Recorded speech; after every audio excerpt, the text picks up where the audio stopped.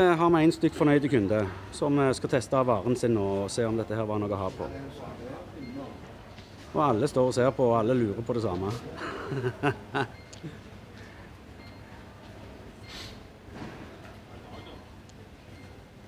Du må jo starte opp først. Det må varme opp motorene og sånt. Du må få trykk i turbinene.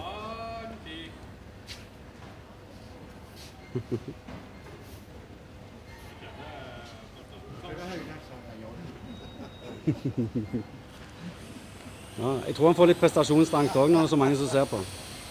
Og se det, ja. Han hovrer jo. Du, den får du blåse opp, altså.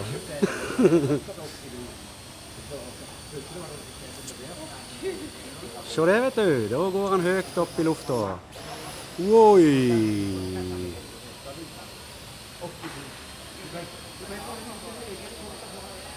Her må man ha hjelm når man går forbi.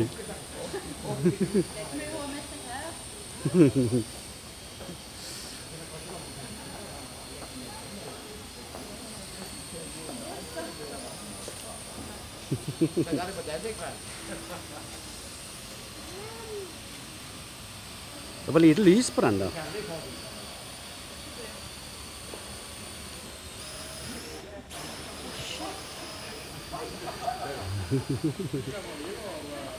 Ja, nei, så det er mer av de i butikken, så det er bare å komme og kjøpe.